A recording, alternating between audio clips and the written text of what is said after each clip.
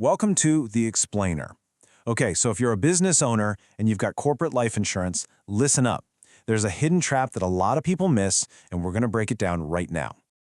All right, let's kick things off with what seems like a really simple question. But trust me, the answer? Well, it's got some pretty serious and honestly often overlooked implications for the very people you're trying to protect with this policy in the first place, your family. So, let's talk about who gets the money. On the surface, it seems pretty straightforward, right? But there's this really critical difference between who technically owns the policy and who it's actually for. So here's how it usually works. If you were to go and pull out your policy documents, you'd almost certainly see your corporation listed as both the owner and the beneficiary. Now, this is totally standard practice. It's set up this way for some really smart tax reasons, to make sure the money flows through as efficiently as possible. The whole point of doing it this way is that the death benefit can pass right through to your family shareholders as a completely tax-free dividend. Your corporation just acts like a pipeline, a conduit. And, on paper, this looks perfect. It's clean, it's tax efficient, but this is exactly where that hidden vulnerability creeps in. So let's get into that flaw in the plan. What's so wild about this is that the standard, super tax-efficient setup that everyone uses, well, it creates this huge risk that most people just completely overlook. It's like a fundamental flaw hiding in plain sight. Okay, so here's the catch. That life insurance policy, it's an asset, and sometimes it's a very valuable asset. And legally, it belongs to the corporation. It's right there on the company's balance sheet. And because it's a corporate asset, it's vulnerable.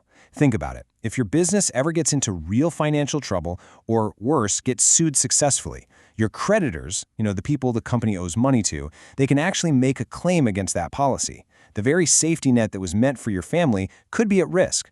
So here's the bottom line. You might be thinking, the chances of that happening are pretty low. And you might be right, but the risk isn't zero. And if it does happen, a court judgment could actually force your company to cash in the policy for its surrender value. And poof, the death benefit you were counting on for your family is just gone.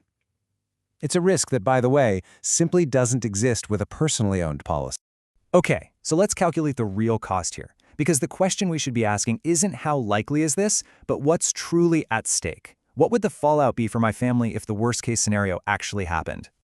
I mean, this money isn't just some nice-to-have bonus. It's usually a critical piece of the puzzle for a family's financial future.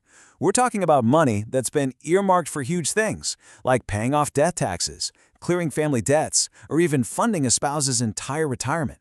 If that money vanishes, the whole plan can just unravel. Let's put a number on it. Imagine $1 million death benefit. One day it's there, the next it's gone, seized by a creditor. Well, that $1 million hole has to be filled. And where does that money come from? It has to come from somewhere else. Maybe draining the family savings, or, even worse, forcing them to sell off other assets.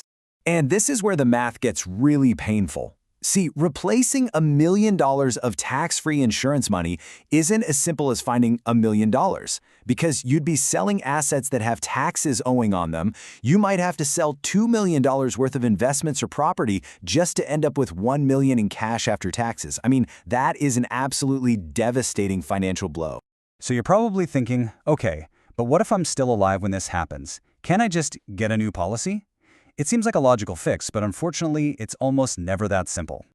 Let's just look at the hard reality here. First off, you're older now. That alone means your premiums are going to be way higher. But the real game changer, it's your health. If anything has changed since you got that original policy, a heart issue, diabetes, cancer, getting new affordable coverage might be incredibly difficult or maybe even impossible. That safety net you thought you could just replace, it could be gone for good. Okay, so after all that doom and gloom, is there any good news here? Yes, absolutely. And the path to protecting yourself starts with one simple thing: awareness. Look, the biggest takeaway I want you to have from this is that just knowing this vulnerability exists is the most important, most critical first step. Once you understand the risk, you can actually do something about it. You can safeguard your family's future and make sure the plan you put in place actually works the way you intended. And really, that was the whole point of this explainer, to get you informed. So now you are. You know about this potential crack in your financial foundation. So the only question left is, what are you going to do about it? What steps are you going to take to make sure the people you care about most are truly, without a doubt, protected?